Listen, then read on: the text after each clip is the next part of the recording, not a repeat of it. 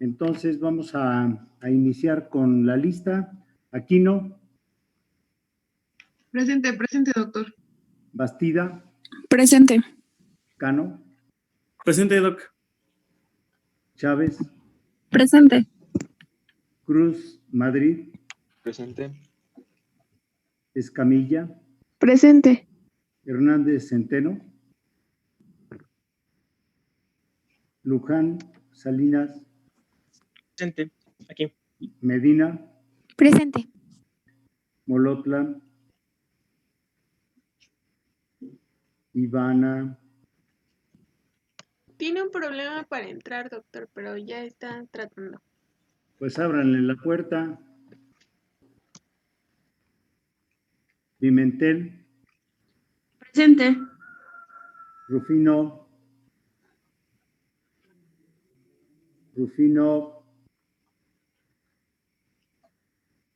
Santos.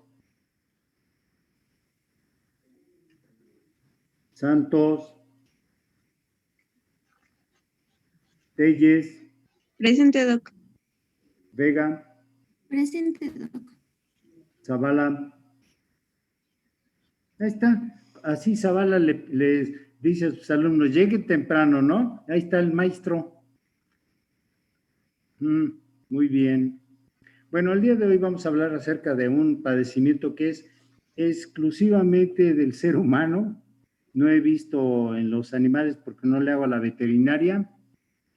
Y de la consulta que ustedes más van a ver, precisamente es esto, el síndrome ulceroso, que es una de las patologías que con mucho tiene el ser humano, pero como consecuencia de varias situaciones y que una vez más volvemos a caer en el hecho de el estilo de vida, los hábitos que adquieren en el curso de su vida.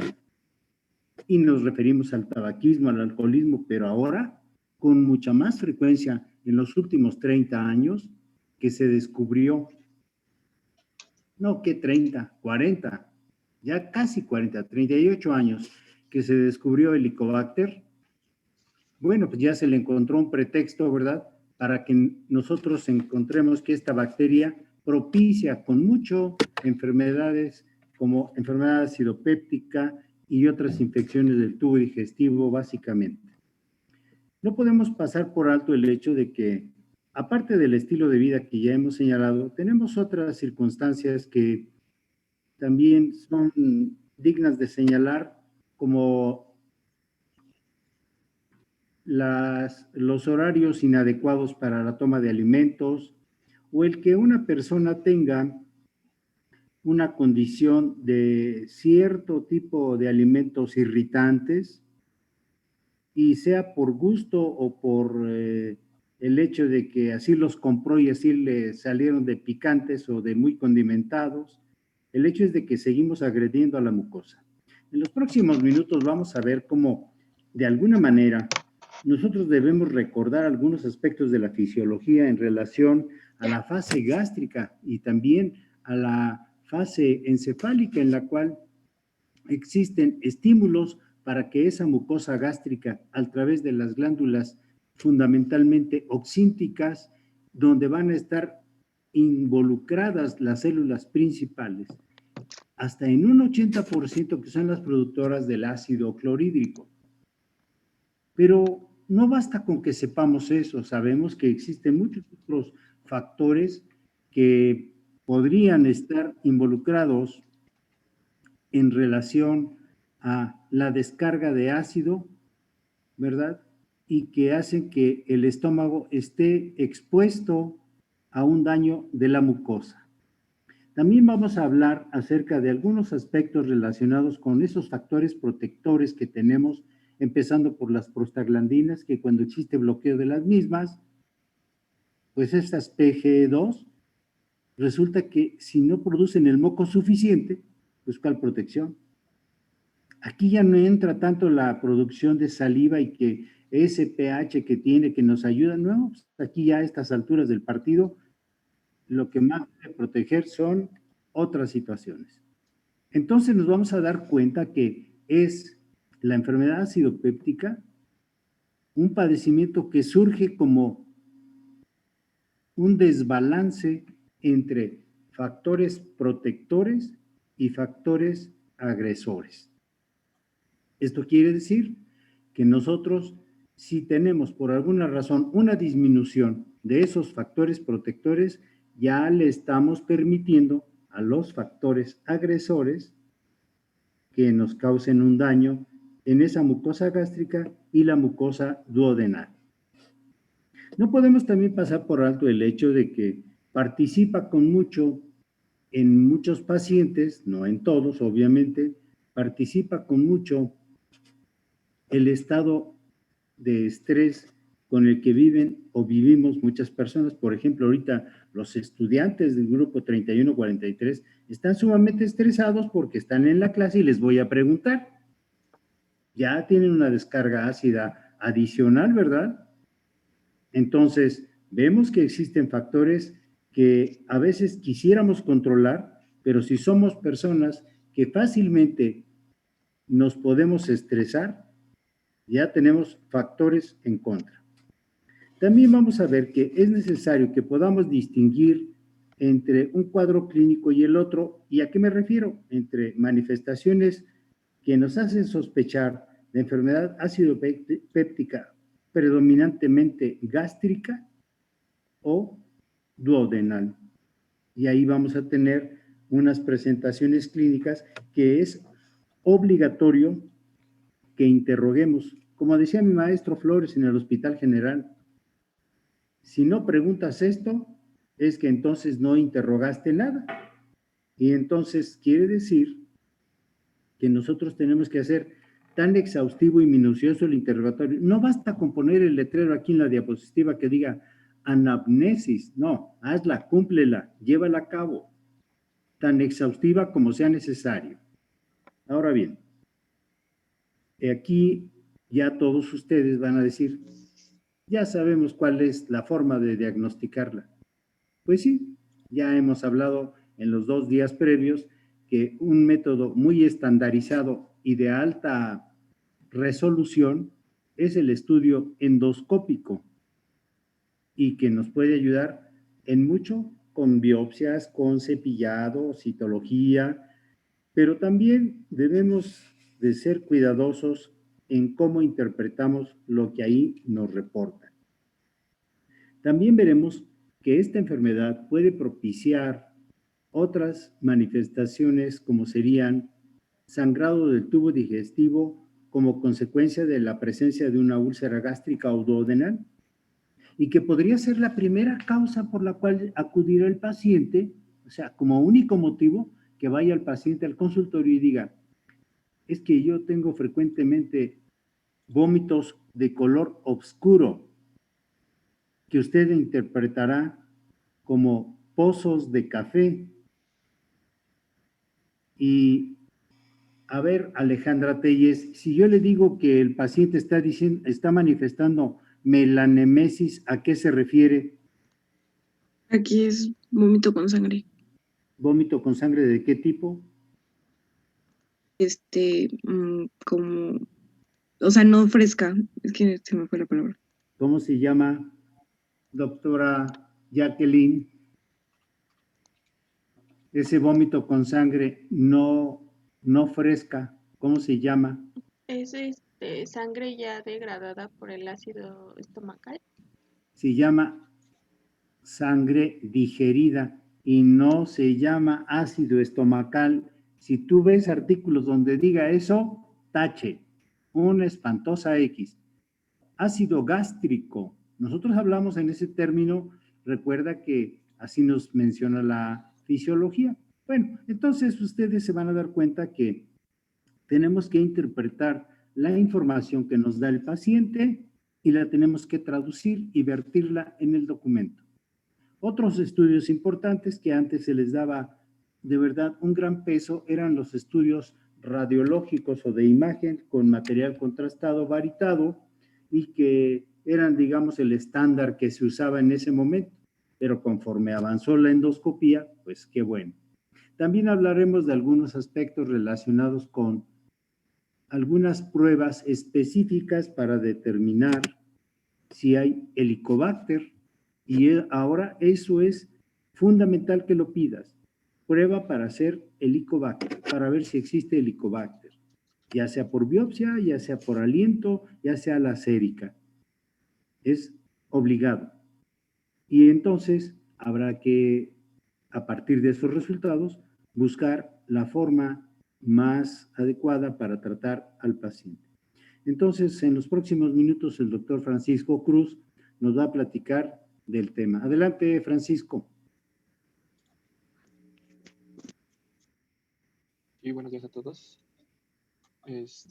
Como ya mencionó el doctor, el día de hoy vamos a hablar sobre el síndrome ulceroso. Para comenzar, vamos a definir lo que va a ser el síndrome ulceroso, el cual va a ser un conjunto de signos y síntomas que van a ser producidos por un daño o una lesión en el tracto gastrointestinal superior. Este daño puede ser tanto en la pared gástrica como en la duodenal, la cual va a tener una rotura de 5 milímetros o más que va a afectar el recubrimiento mucoso. En cuanto a epidemiología, la prevalencia de este síndrome se estima entre el 5 y el 10% de la población en general. Esta cifra se puede aumentar en las personas que están consideradas con una infección por la bacteria Helicobacter pylori. La incidencia oscila entre el 0.1% y el 0.3% anual. Igualmente, estas cifras pueden aumentar si la persona está infectada con la bacteria. En el 70% de los pacientes ocurre entre los 25 y los 64 años de edad y hay una mayor prevalencia por el sexo masculino.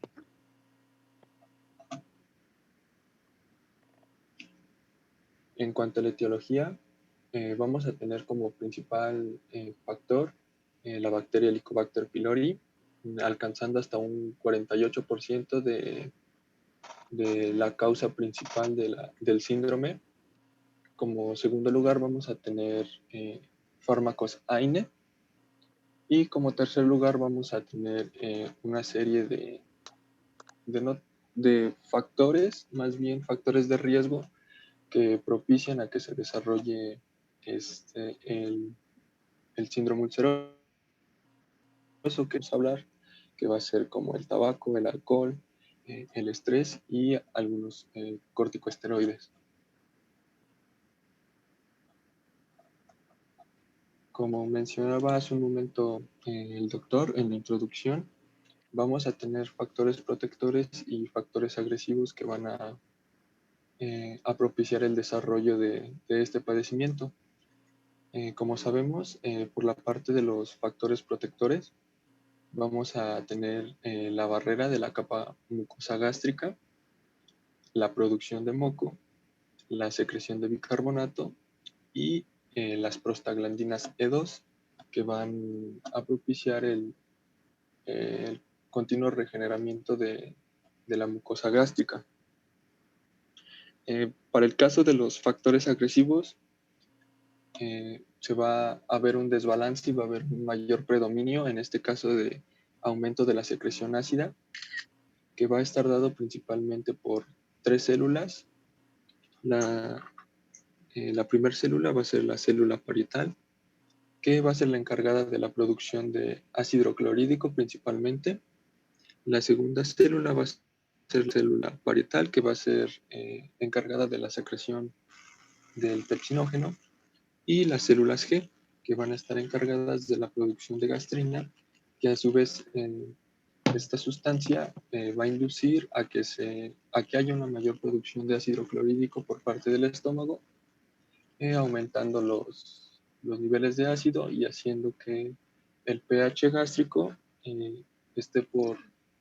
tenga menores valores.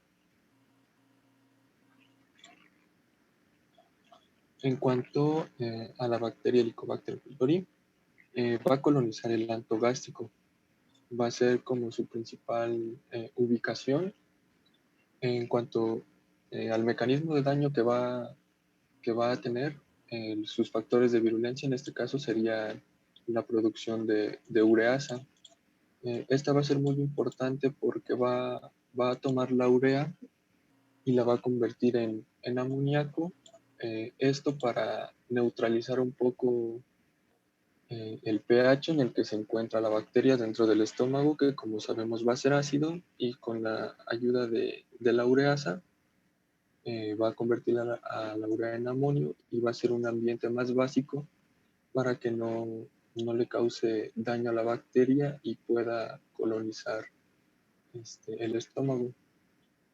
Otro de los factores va a ser los flagelos, que van a ser muy importantes porque le van a dar movilidad a la bacteria, logrando pues sí, su recorrido por la cavidad gástrica y posteriormente ir recorriendo hasta llegar al duodeno. Otra cosa importante es que va a tener proteínas de membrana que van a ayudar a la adhesión. En este caso se van a adherir a la capa mucosa.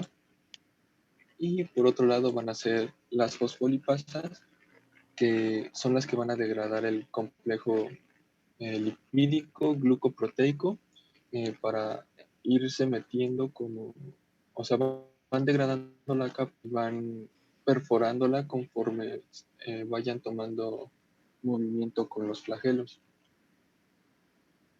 El siguiente serían los antiinflamatorios no esteroideos y los más utilizados van a ser los inhibidores de la ciclooxigenasa, que en este caso su mecanismo de acción principalmente va a radicar en una menor producción o síntesis de prostaglandinas, que como ya les había mencionado, las prostaglandinas van a ser muy importantes porque van a propiciar la regeneración de la mucosa gástrica, que este es uno de los principales protectores de la mucosa.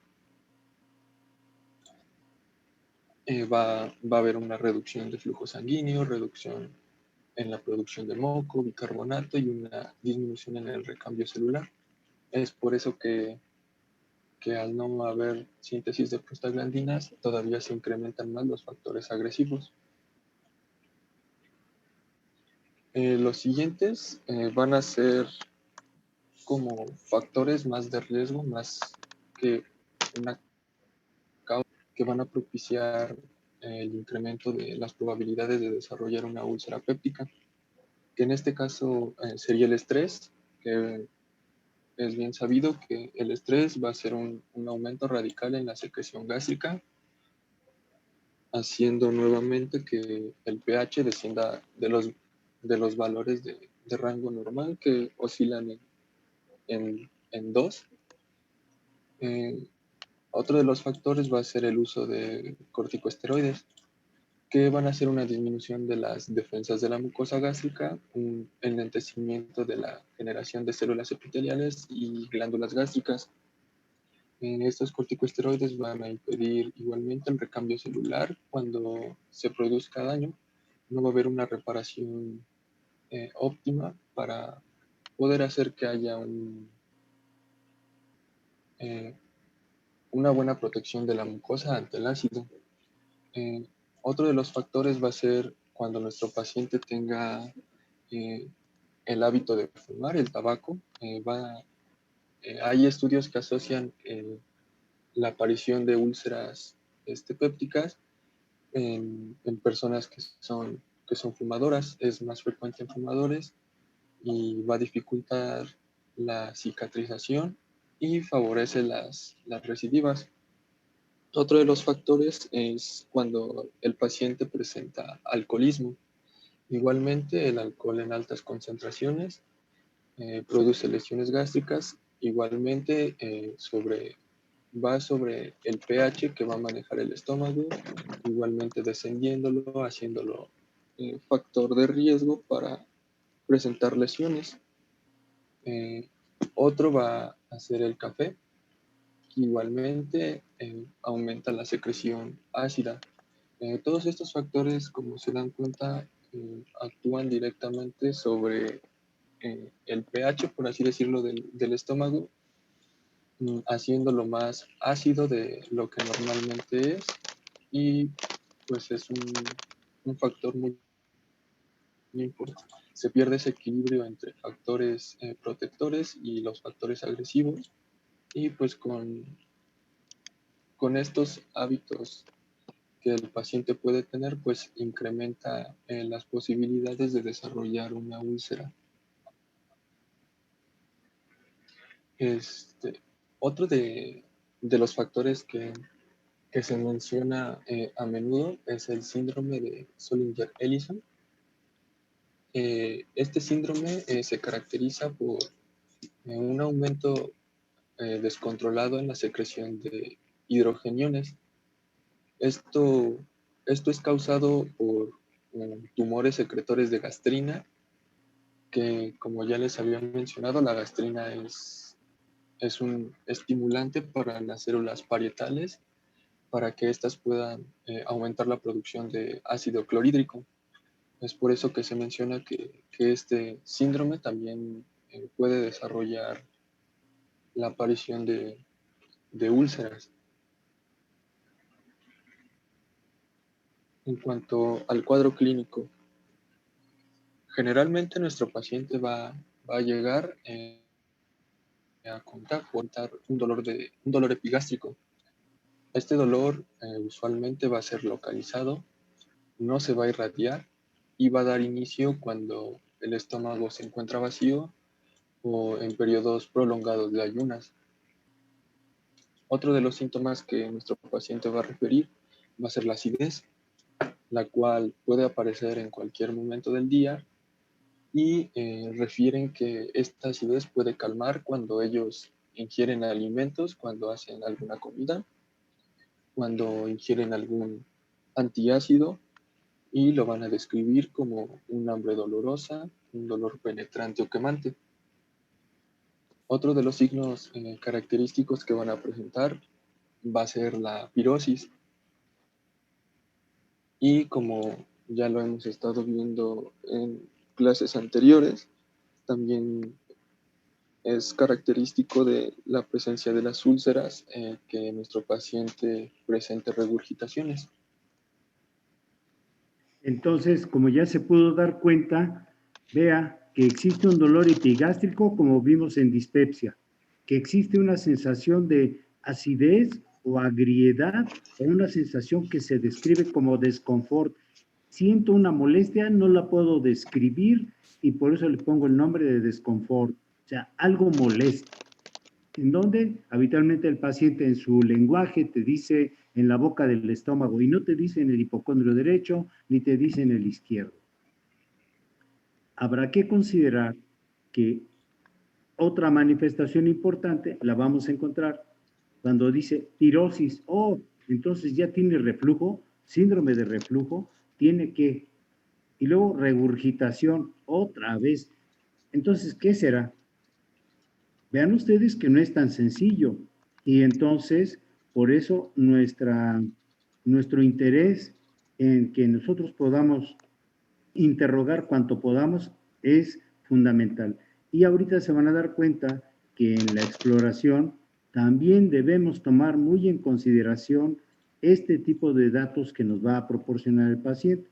¿Qué más, Francisco? Adelante. Vamos a tener otras manifestaciones clínicas, pero estas manifestaciones van a estar más relacionadas a complicaciones que va a tener la úlcera, que en este caso van a ser una perforación, una hemorragia o una obstrucción pilórica, que en este caso van a presentarse como náuseas, vómito, hematemesis, melena y pérdida de peso. Aquí debemos aclarar que no todos los pacientes van a presentar hematemesis o melena. Aquellos que tengan largo tiempo de evolución con un proceso de tipo ulcerativo, sí tienen el riesgo de que en cualquier momento puedan presentar este sangrado, que puede ser escaso o puede ser abundante. Y de ahí que esto lo debemos tomar en cuenta porque el paciente va a decir que dado que tiene este dolor, ha disminuido el consumo de alimentos porque siente que en algunos momentos ciertas comidas que hace le incrementan el dolor, entonces deja de comer, por un lado. Por el otro, esta pérdida hemática continua va a hacer que el paciente diga, me he notado más pálido, es más, me han dicho mis familiares que me veo muy pálido. En el lenguaje coloquial de la gente, se ve amarillo, se ve como la cera, ¿verdad? Entonces, entienda que este tipo de patologías pueden llevar al deterioro sistémico del paciente, dado, por un lado, por la pérdida hemática, y entonces el paciente puede llegar a tener una condición de anemia severa que incluso puede presentar un cor anémico, o sea, una afectación de la función cardíaca por pérdida hemática. Es importante que no hagamos a un lado cuando te dice el paciente, tengo evacuaciones obscuras. Usted debe de preguntar de inmediato, ¿obscuras como qué? Y le tiene que poner comparativas. Y a ver, vamos a ver, doctor Zavala, Luis Zavala, ¿qué tipo de comparativa le pondría usted a un paciente para saber si son o no evacuaciones melénicas? Algo que el paciente conozca.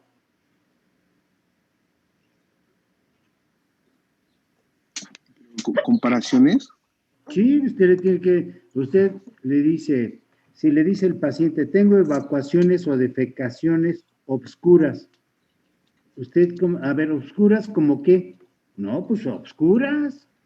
Entonces, ¿qué comparaciones le pone para que el paciente le explique? Acuérdese que él no sabe medicina, usted le tiene que facilitar algunos elementos para que él le diga lo que corresponde a eso. Ok. Bien, le puedo dar el ejemplo oscuras como el café, como la coca, algún cacao, ¿no? El chocolate. Pues el cacao no viene así de oscuro, ¿verdad? Habitualmente Bueno. el café te la creo. Si me dices como el papel carbón o si fuera el zapote negro, bueno, pues sí, eso sí lo conoce muy bien el paciente. Entonces, así le debemos de preguntar, como este color, y hasta le señala a usted qué, ¿verdad? Ese es por un lado. Por el otro, podríamos nosotros hacer un interrogatorio tan exhaustivo como consideremos, y así, por ejemplo, dice vómito, y entonces, cuando nos dice vómito, a ver, doctora Al Cisneros, ¿cómo le hace usted semiología del vómito? ¿Qué le preguntan?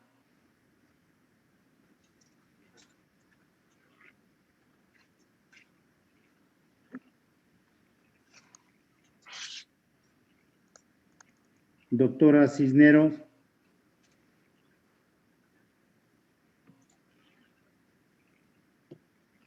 Aquí, Doc. Ajá, por eso, ¿qué le preguntan? No alcanzo a escuchar. ¿Podría repetírmela? Vanessa Escamilla, ¿qué pregunta usted en la semiología del vómito? ¿Qué consistencia tiene? Líquida. También el sabor, ¿no? Sí.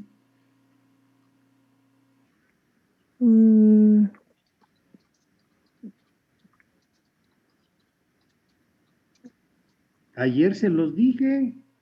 También podría ser si aparece después de la ingesta de algún alimento o antes de la ingesta de estos, ¿no? Ajá, es pre o postprandial. Muy bien, ¿qué más?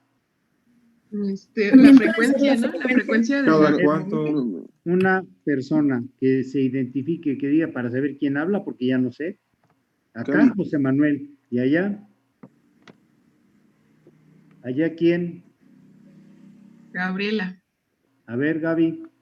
Las frecuencias, o sea, en el día, ¿cuántas pueden ser? El Las número de características. vómitos, ¿qué más? las características específicas del vómito, si es acuoso, si tiene sangre, el color, el más? tiempo de evolución, desde cuándo lo presenta, Ajá, ¿qué más? el modo de comienzo, no sé si... El olor, acuérdese que un paciente puede tener un vómito y puede ser de olor a lo que recién acaba de ingerir o que ingirió horas antes. Y entonces puede ser, si ingirió alcohol, pues va a oler a alcohol. Y si tiene, si ingirió alimentos como, digamos, tacos, se fue y se comió unos tacos y luego para acompañar eso se tomó unas cubas y eso le propició las manifestaciones, pues va a oler a eso, ¿no? Pero también habría que considerar que otras veces el paciente podría tener un proceso infeccioso ahí por el Helicobacter y el aliento va a cambiar y no puede definir adecuadamente el olor del vómito. Entonces, tenemos que preguntar una serie de características para que nos orientemos respecto del deterioro y daño que tiene el paciente. ¿Qué más, doctor Francisco? Sí, bueno, si bien es difícil a simple como interrogatorio, por así decirlo, diferenciar si es una úlcera de tipo gástrica o si es de una tipo duodenal, van a haber algunos síntomas en los cuales van a diferir un poco, lo que van a hacer una ligera sospecha hacia el diagnóstico de una úlcera gástrica o una duodenal. Para el caso de las úlceras duodenales, el dolor va a aparecer antes de las comidas, suele durar un par de horas, puede ser nocturno y este se alivia con la ingesta. En cambio, en las úlceras gástricas no va a haber una relación tan marcada con las comidas, no se acompaña de un dolor más intenso en comparación con las lesiones en el duodeno y se acompaña de pérdida de peso y anorexia. Para el diagnóstico, primeramente van a ser diagnósticos de imagen. El primero va a ser un estudio llamado serie esófago-gastroduodenal. Este estudio es una serie de radiografías que se van a tomar para poder examinar el esófago, el estómago y el intestino delgado, que en este caso va a ser la porción del duodeno.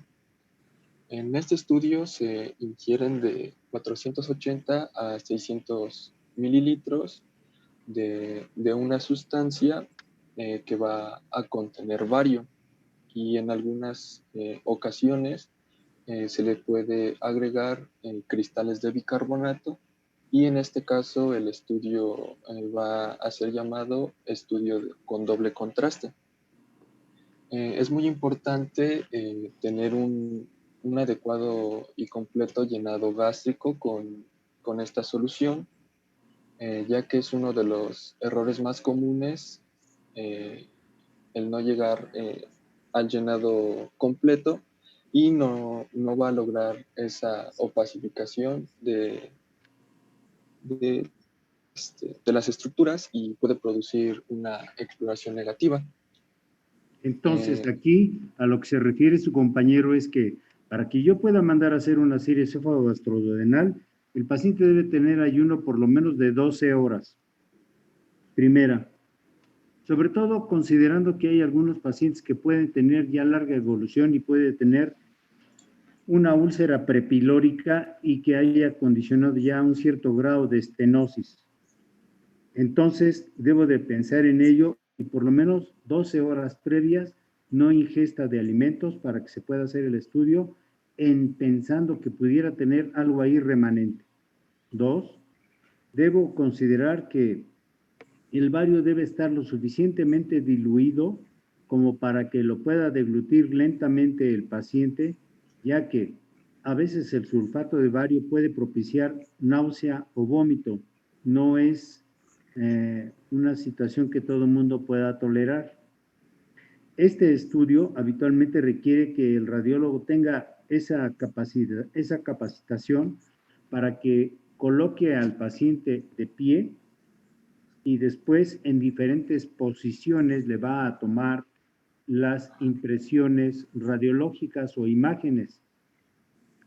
Es conveniente que, como dijo su compañero, no se deje de llenar correctamente, sino que va a ir sorbiendo poco a poco ese bario y se van a ir tomando las placas hasta ver que tenga un llenado correcto de las paredes y del tubo digestivo, de manera que nos permita ver las impresiones.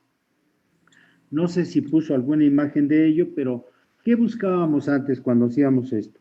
Bueno, buscábamos impresiones denominadas impresiones digitales o en dedo de guante, que podrían aparecer en la curvatura menor sobre todo. Otras veces podíamos ver algunas imágenes apenas perceptibles, por eso es que se vio que sí ayudaba el estudio de serie esófago-gastroduodenal con bario, pero a veces se nos pasaban por alto muchas cosas, y si no se hacía la técnica de doble contraste, pues peor tantito.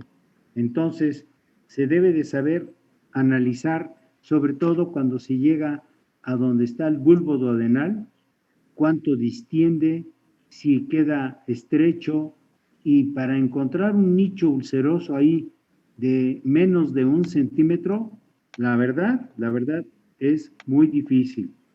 No sé a veces si era antiguamente imagenología o imaginología, ¿verdad? Porque estábamos imaginando las imágenes, entonces no todo lo que veíamos lo sabíamos interpretar. ¿Qué más, doctor? Sí, también se va a usar el método radiográfico llamado fluoroscopía, por el cual se va a rastrear cómo el bario se va desplazando por las diferentes estructuras, y mientras el radiólogo va tomando las imágenes en diferentes posiciones. Aquí esto es como el fotógrafo. El fotógrafo te toma una impresión fotográfica de acuerdo con la... A ver, no, córrase más a la izquierda, no, más a la derecha. A ver, abran todos bien los ojos, digan X, ¿verdad? Ah, sí, todos están ahí, para que salgas en la mejor impresión fotográfica que considera el fotógrafo. Pero estas imágenes pueden salir según el radiólogo crea, y es lo que te va a poner en las placas que antes se imprimían, en esas placas de película que alguna vez te han dicho que existen. Ahora ya son imágenes en equipos digitales que prácticamente las tienes que ver en una computadora, que si bien la computadora debe tener una alta definición, y de esa manera tú puedes ver las imágenes radiológicas, pues muy, digamos, muy demostrativas. Pero si tienes un equipo viejito de computadora y todo eso, no, pues va a estar medio complicado que las veas, ¿no? Entonces, por eso es que sí sería conveniente que ustedes vieran con el doctor Google si les regala algunas radiografías de las que ya tiene ahí de su clasificación de placas radiológicas de enfermedad ulcerosa. Adelante, Francisco. Sí, en esta imagen es lo que comentaba el doctor, en donde se da la ingesta de la sustancia, la solución que va a ser, puede ser solamente bario o puede ser el estudio de doble contraste, en donde se le puede agregar algún polvo efervescente, y pues las diferentes posiciones en las que podemos colocar al paciente para ir tomando las imágenes y posteriormente poder dar un signo radiológico, que en este caso sería como la imagen de la derecha. Las proyecciones comúnmente que van a estar tomadas van a ser oblicuas, tanto izquierda o derecha y postero-anterior, y pues se va, si es el caso y se encuentra una lesión, se puede encontrar como en la imagen de la derecha, donde se puede ver el contorno de la curvatura menor del estómago y pues una infiltración de la solución hacia una parte, que en este caso sería donde está marcando la flecha. Este procedimiento va a ser menos costoso y un poco más accesible para el paciente, pero tiene la desventaja de que no es sensible para detectar el diagnóstico por Helicobacter pylori. Además, en úlceras pequeñas difícilmente lo ves. Aquí donde te marca la flechita, observe. Usted debe observar, como toda radiografía que ya le dijeron, se tienen que leer de fuera adentro o de dentro hacia afuera, como mejor le acomode. Pero usted tiene que identificar elementos en donde está la unión esófago-gástrica, ve que está el tercio distal, ve dónde queda el diafragma, porque ahí se ve de inmediato, lo ve en la imagen que le pusieron, y va usted a ver cómo está en ese estómago. Usted dice, a ver, pues no se ve como el dibujo, ¿dónde está el ángulo de His? Sí, parcialmente está perdido el ángulo de His en esa imagen, y ve que se llena todo el saco gástrico, o lo que algunos dicen como si fuera la bota gástrica, ¿verdad? Sin embargo, se refiere a una bota de esas en las que ingieren vino, como esas botas que usan cuando toman vino. Bueno, entonces, vea que esta impresión digital que le muestran en la curvatura menor equivale a una gran úlcera. Sin embargo, no todas las imágenes se van a ver así. Hay veces que apenas si son perceptibles. En esta proyección no logramos ver todavía, o al menos ahí no se logra ver el bulbo duodenal. Bueno, porque pudo hacer una imagen tardía, porque ya vemos que hay material de contraste que avanzó hasta la cuarta porción del duodeno y ya está en yeyuno. Por eso ve que le brilla mucho del lado izquierdo de usted. ¿Sí? Entonces, verá que existen imágenes de acuerdo a cómo se las mandó el radiólogo y usted tiene que aprovechar ver todo el contorno. ¿Qué más, Francisco? El siguiente método de imagen va a ser la endoscopía, que ya hemos hablado un poquito de ello anteriormente, el cual es una técnica en la que el médico introduce un tubo hueco equipado con un lente llamado endoscopio, el cual va a ser introducido por la garganta para explorar esófago, estómago e intestino delgado. Mediante el endoscopio, el médico va a buscar la presencia de úlceras. Si es que se detecta una úlcera, es posible que se extraigan pequeñas muestras de tejido, que sería una biopsia, que más adelante igual lo vamos a mencionar, para analizar en un laboratorio y poder identificar la presencia de Helicobacter pylori. En caso de que la endoscopía muestre una úlcera en el estómago o duodeno, es conveniente que después de que se le dé tratamiento al paciente, es conveniente que se deba hacer una segunda endoscopía para dar seguimiento y poder decir con certeza que la lesión sea, que ya no hay lesión. Y estas son imágenes de cómo es que se hace más o menos el procedimiento con el endoscopio y las imágenes que te puede mostrar. En este caso es una úlcera en la porción duodenal y una úlcera en la porción gástrica. Entonces, ustedes van a observar que el endoscopista tiene que colocar al paciente en decúbito lateral, lateral izquierdo. Para poder hacer el estudio, requiere primero que el paciente esté en ayuno y que por lo menos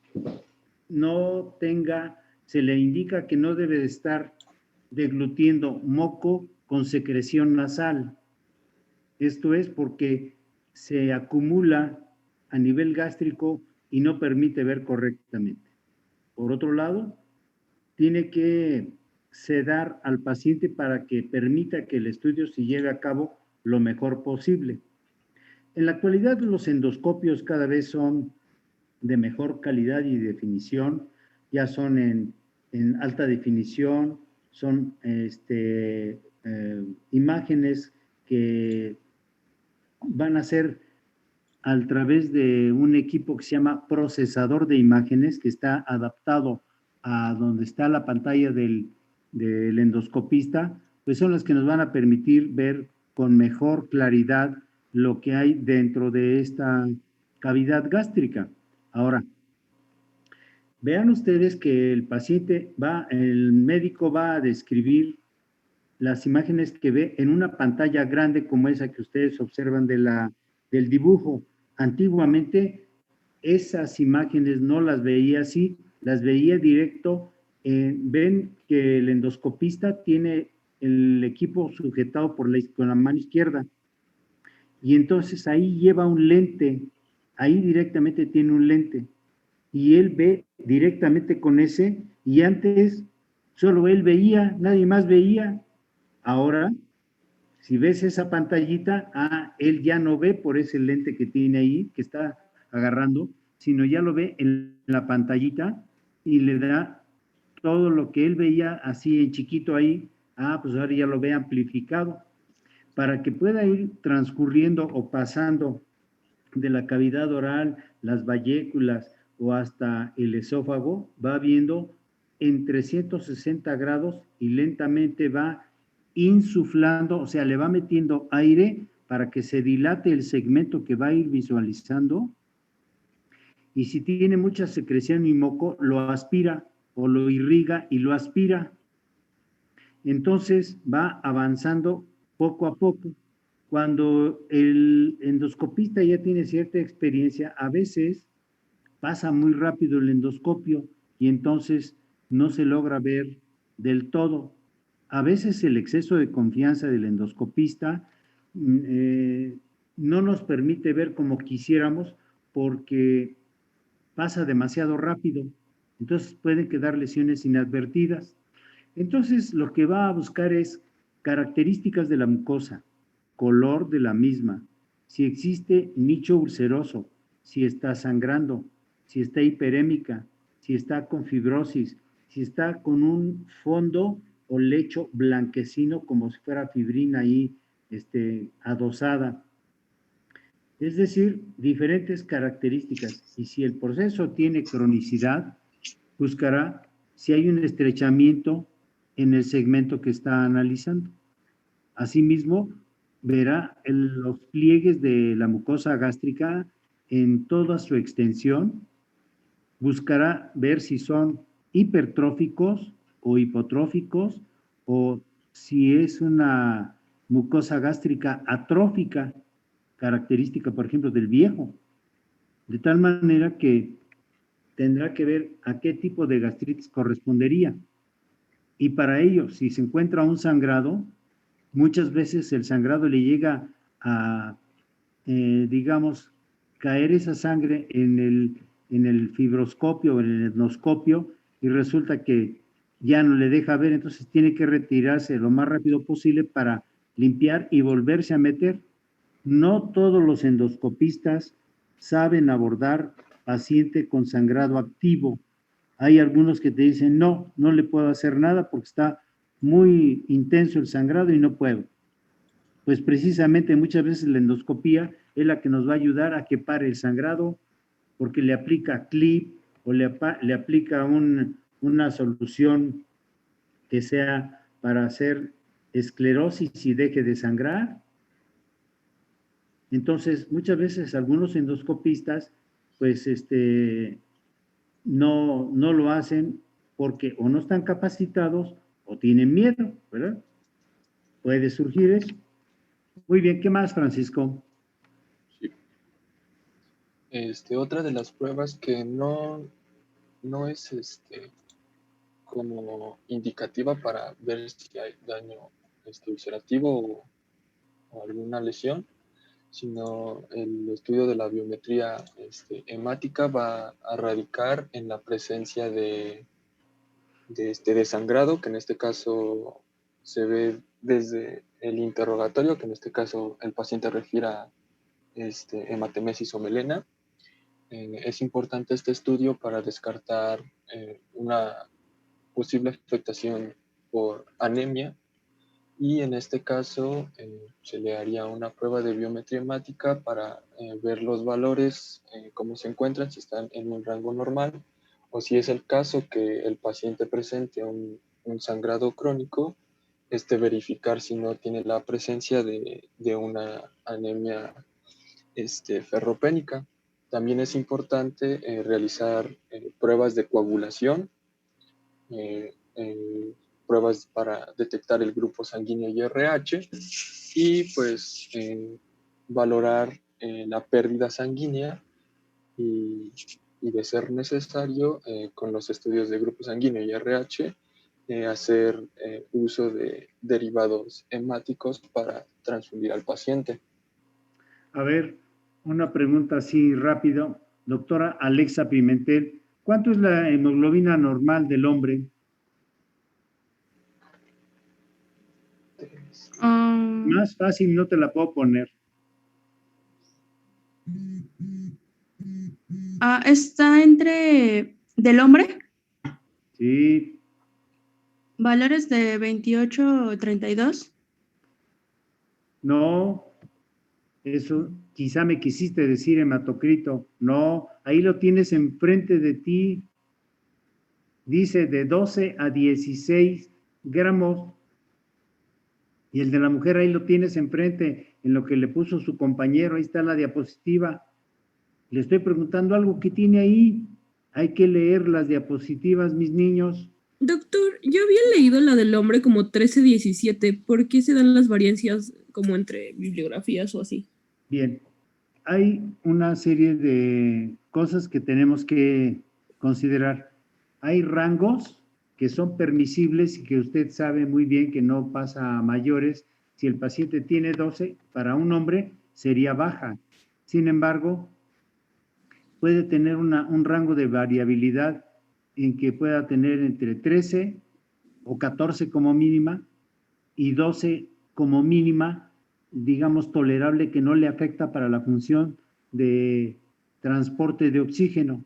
Si estuviera en 10, en 9, en 8, pues sí, le va a producir un trastorno que le va a condicionar hipoxemia, ¿verdad? Pero con 12 la persona funciona perfectamente y le das suplementos de hierro o le das otros hematínicos. A ver,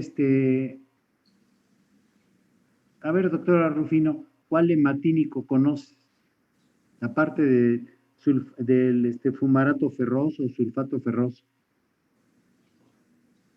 Se lo mandas a la embarazada. Pues son el ácido fólico y la B12, ¿no? ¿Verdad? Ácido fólico le das. Bueno, entonces, estas cifras son correctas, están permitidas. Hay algunas bibliografías que sí son muy estrictas y dicen no, de 14 a 17. Y otras te van a decir, oiga, 17 y ya es un paciente que tiene una hemoglobina con hematocrito seguramente llegándole a los 60 y, oiga, pues eso no está bien. Entonces, en los rangos normales considere entre 13 y 16 y no pasa a mayores. ¿Qué más, Francisco? Vamos a hablar sobre anatomía patológica, que en este caso van a ser las descripciones que van a ser vistas por la técnica de endoscopía. En este caso, la lesión va a consistir en una pérdida localizada de la mucosa. Para el caso de la úlcera gástrica, suele ser única, redondeada u oval. Su diámetro va a ser generalmente menor a 3 centímetros. Puede aparecer en cualquier porción del estómago, pero comúnmente se puede encontrar con mayor frecuencia en la curvatura menor. En el caso de la úlcera duodenal, tiene un diámetro menor a 2 centímetros y se estima que en más del 90% de los casos se localiza en el bulbo duodenal, con frecuencia en la pared anterior. La siguiente es la clasificación de Johnson, la cual nos habla de la localización que van a tener las lesiones. En este caso las menciona como grados. En el caso del grado 1 va a ser una lesión primaria que va a ser en el nivel de la curvatura menor. La de grado 2 va a ser una úlcera gástrica y una duodenal. En este caso van a ser lesiones combinadas. En el grado 3 va a ser una úlcera prepilórica. En el grado 4 va a ser una yuxtaesofágica. Y en el caso del grado 5, en esta tabla menciona que se relaciona con fármacos AINES, pero también encontré que este grado 5 también se refiere a que las lesiones van a ser multifocales.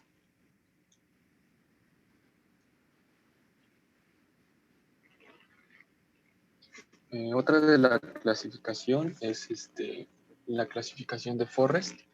Esta clasificación categoriza las lesiones y la presencia de hemorragia digestiva alta, que va a ser secundaria a úlcera péptica. En este caso van a ser dos apartados, hablando generalmente, que van a ser la clasificación Forrest 1 y Forrest 2.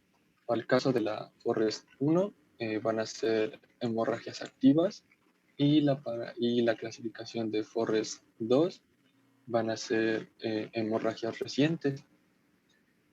Cada clasificación va a tener un porcentaje de recidiva, que esto quiere decir el porcentaje que tiene de volver a tener un sangrado.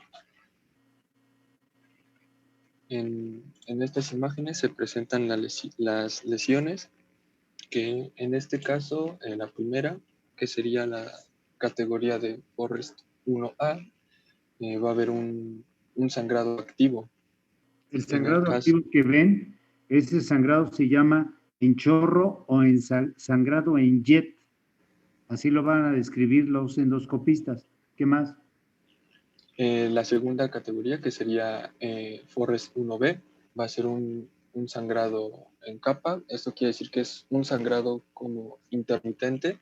Intermitente, pero escurrimiento por la pared, como si estuviera sangrando toda la pared. Eso es en capa. ¿Qué más? La siguiente ya van a ser categorías de sangrado, sangrado o hemorragia reciente, que va a ser la 2A, que característicamente se va a detectar un vaso visible, se va a describir como una protuberancia pigmentada de superficie lisa menor a 3 milímetros. La siguiente va a ser Forrest 2B, en el cual va a ser un coágulo adherido. Este se define como una lesión amorfa de color rojo, café o negro, y va a tener un tamaño variable. Este tamaño generalmente va a ser mayor a 5 milímetros y va a estar adherida al lecho ulceroso.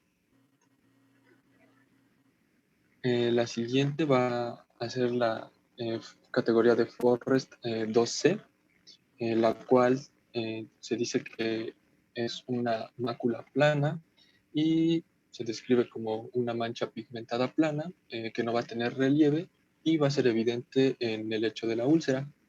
Y por último va a ser la clasificación de Forrest 3, la cual corresponde exclusivamente a úlceras pépticas con un fondo limpio y fibrinoso, sin ningún tipo de protuberancia o cambio en la coloración. Ahora observe que existe en la parte central de la imagen del caso Forrest 3, hay una coloración blanquecina, eso es fibrina, pero no está sangrando, no está hiperémica, se ve que está en periodo de resolución. Entonces, pues cuando le describen un Forrest 3, dices, bueno, el paciente no estaba sangrando, no está tan mal, O sea, es probable que le vaya a funcionar a ese paciente más rápido un tratamiento con un inhibidor de la bomba de protones. Cuando usted encuentra una úlcera excavada, que le describe que hay un gran coágulo, cuidado, por si le mueven el coágulo va a estar con el sangrado. Entonces, ese paciente quiere decir que está tratando de su propio organismo cohibir el sangrado a través del propio coágulo, ¿verdad?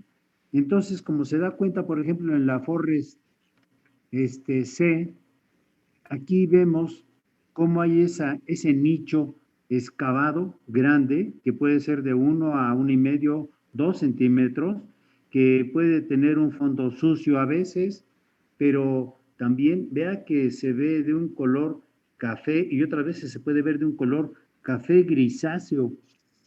Cuando el endoscopista se encuentra esto, muchas veces lo que debe hacer es que hace un cepillado para mandar estudio citológico y si no está friable el tejido, toma biopsias para descartar que sea una úlcera malignizada o un tumor ulcerado.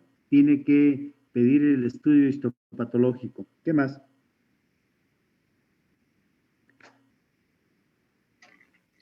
También con clasificación, que clasifica en estadio de la úlcera gástrica, de Sakitaniwa, y las clasifica en 3 apartados que van a ser una úlcera activa, una úlcera en cicatrización y también una en curación. Cada una se va a dividir en estadio 1 o 2. En el caso de úlceras activas van a ser clasificadas como A1 y A2. En el caso de A1, la mucosa que rodea va a estar edematosa, va a estar hinchada, el epitelio de regeneración no es visto. En el caso de el estadio de úlcera activa A2, el edema que va a rodear a la úlcera se ha reducido, el margen de la úlcera va a ser claro y va a haber una ligera cantidad de epitelio de regeneración que se ve en el margen de la úlcera. Para el caso de el estadio en cicatrización, va a ser dividido en H1 y H2. H1, como característica, va a tener una fina capa blanca de regeneración de epitelio que se va a extender sobre la base de la úlcera. En el caso de la H2, la lesión va a ser más pequeña que en H1 y la regeneración del epitelio va a cubrir mayor parte del piso de la úlcera. En el caso del estadio de curación, va igualmente a ser categorizado en S1 y S2. Para el caso de S1, el epitelio de regeneración ya cubre completamente el fondo de la úlcera y el estadio en S2 se da unos meses o unos pocos años después y se puede notar como un enrojecimiento, se reduce el color y esto se le llama cicatriz blanca.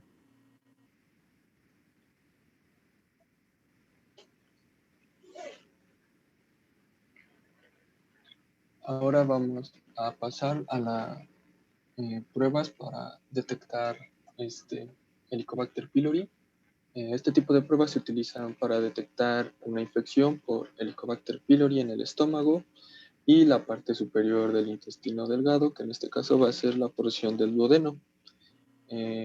Para estas pruebas podemos obtenerlas por medio de una biopsia de estómago, un análisis de anticuerpos en la sangre, una prueba de aliento con urea o prueba de antígeno en heces. Aquí las que se tienen en mayor, digamos, importancia o mayor grado de sensibilidad va a ser la prueba de aliento con urea. En esta prueba se van a comprobar si se tiene una infección por Helicobacter pylori. En esta prueba consiste en que el paciente se va a tomar una sustancia que va a contener urea, y como al inicio les mencioné, la bacteria como factor de virulencia va a tener ureasa, la cual va a hacer que convierta la urea en amoníaco y va también a producir CO2. Y es el CO2 es el que se va a detectar en el dispositivo en el cual el paciente va a estar soplando. Eh, Se va a detectar y se registra su respiración exhalada después de 10 minutos de haber ingerido la sustancia que contiene urea. Aquí algo importante, el elemento que se utiliza como sustancia radioactiva es C13 o C14, pero habitualmente es C13. ¿Qué más? Ajá. Otra de las pruebas va a ser la biopsia de estómago, que esta se va a tomar, como ya les había mencionado, durante la exploración con el endoscopio, en donde conforme se vaya buscando la lesión y se encuentre una, el endoscopista puede en ese momento tomar una pequeña porción, una biopsia, para posteriormente analizarla y verificar si se encuentra la presencia de la bacteria Helicobacter pylori.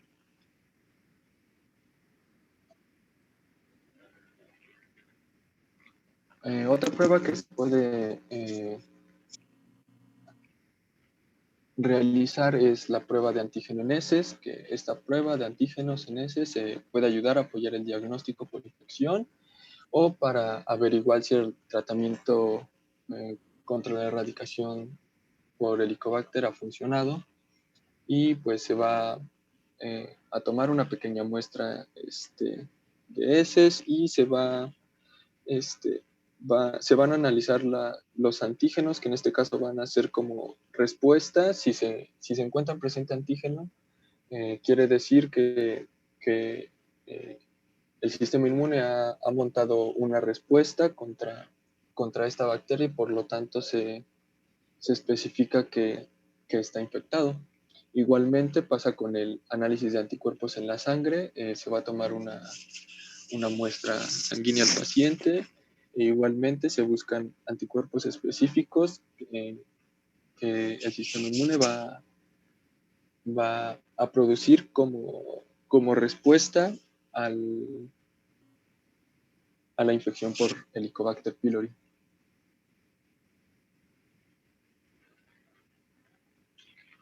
Y ya para finalizar, en cuanto al manejo general de los pacientes, vamos a mandar medicamentos que bloqueen la producción de ácido, que en este caso van a ser inhibidores de la bomba de protones. Aquí tenemos algunos ejemplos: prazol, lansoprazol y pantoprazol. Otro de los fármacos que le vamos a implementar al paciente en caso de que esté infectado por la bacteria Helicobacter pylori van a ser antibióticos, que en este caso principalmente se va a dar claritromicina o amoxicilina. También vamos a prescribir antiácidos que neutralicen el ácido estomacal, como puede ser hidróxido de aluminio o hidróxido de magnesio.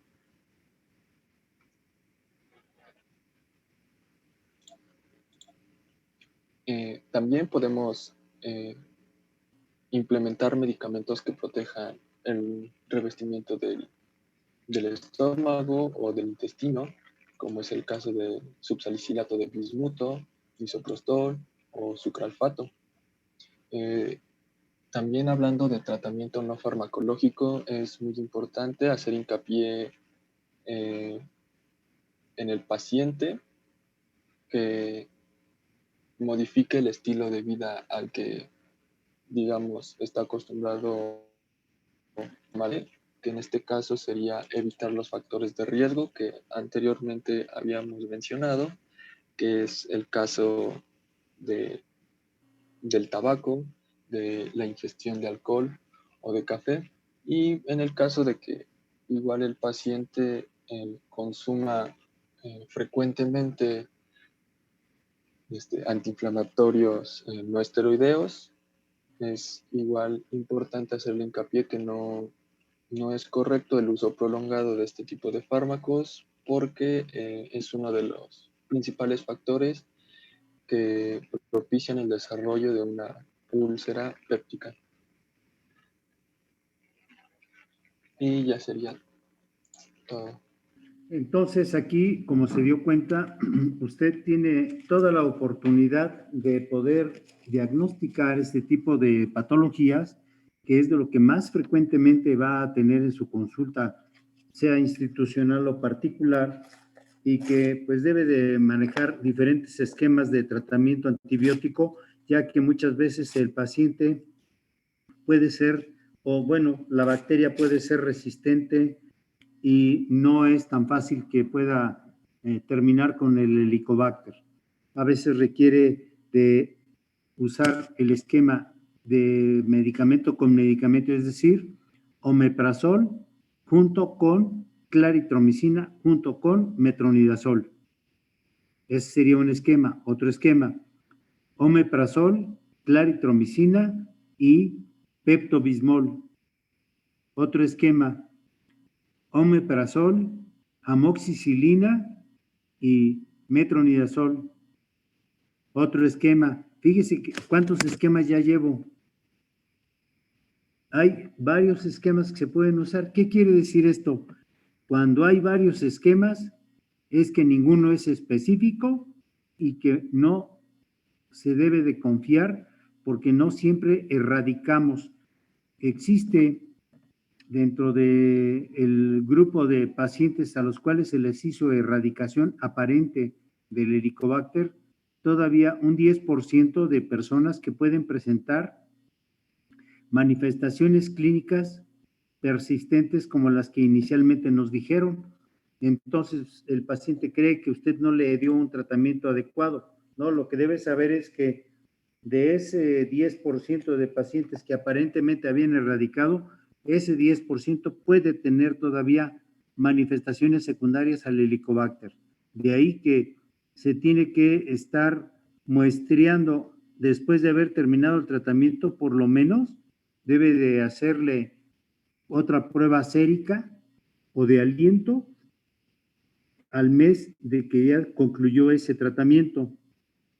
Es importante que usted le corrija los hábitos de alimentación, que debe de tener horarios adecuados o fijos y que, por otro lado, todos los hábitos que tenía de tabaco, alcohol y consumir e incluso algunas drogas, pues ahí va a ser un problema porque va a necesitar un equipo de los que se llaman grupos de autoayuda porque sola pues le va a costar mucho trabajo. Hay personas que para que dejen un hábito o una adicción, pues es bastante difícil para ellos, consideran que es imposible. Y les puedo decir a ustedes que aquí nada más hay dos elementos que le van a favorecer que se deje de fumar. Y esos dos elementos son que tenga el interés por hacer la idea de no fumar o de no beber, y por otro, tener, digamos, la asesoría o apoyo de su familia para que le digan, solo por hoy, y solo por hoy, y solo por hoy, no fumo, no bebo, no inhalo, no todo. Porque el paciente que no se arma de valor para hacerlo, nunca va a responder al tratamiento. ¿Por qué? Porque sigue con recaídas secundarias a los hábitos que ya tiene. Mientras no los quite, pues ahí va a estar. Muy bien. ¿Alguna duda, alguna aclaración? Digan ahora o callen, no. O callen para siempre. Bueno. Doctor, yo sí tengo una duda. Mande. Usted habló sobre la variedad de tratamiento que se puede dar haciendo las combinaciones que ISCO presentó, Pero, por Ajá. ejemplo, ¿cuál es el tratamiento de primera elección? O cuál maneja la GPC? Claritromicina con omeprazol. ¿Y es Hay el que otro- nosotros debemos obedecer o como usted dice, podemos variar de acuerdo a su No, pues tú historia? das, como ya dijimos, tú das el tratamiento que Ujú, te sugiere las guías de práctica clínica. Pero ujú. si en ese momento, después de 15 días que vas a ver al paciente, a ver, don Ignacio, ¿cómo sigue usted? Y ya te va a decir las características de evolución y demás. Entonces, ahí te vas a dar cuenta si el paciente está muy sintomático, pues tienes que hacer un cambio o ajuste. Y entonces tú sabes que le vas a poder dar, no le habías dado magaldrato, bueno, pues le das magaldrato, le dejas ya no omeprazol, le dices, vamos a tener que pasar al esomeprazol. Fíjate que te dije 15 días, ¿eh? Y entonces en esos 15 días inicias con esomeprazol y puede mejorar, pero si le dejas entonces amoxicilina, porque después de 15 días un antibiótico como claritromicina que no le haya funcionado, pues está medio difícil. O no se tomó las dosis en el tiempo que le dijiste, o no, o no la compró, etcétera, ¿no? Entonces, puede ser que sí la compró, pero se le olvidó ese día. Oh, caramba, pues entonces está más complicado todavía. Por eso le tenemos que hacer énfasis en que tiene que seguir puntualmente el tratamiento para que no falle, porque de lo contrario, pues va a estar medio complicado el asunto, ¿no? ¿Ok? ¿Alguna Sí, otra doctor. pregunta? No, sí, gracias. Bueno, podéis ir en paz, la clase ha terminado. Nos veremos mañana y esperemos mañana a las 7:30 como siempre, ¿sí? Nos estaremos mirando por ahí. Cuídense.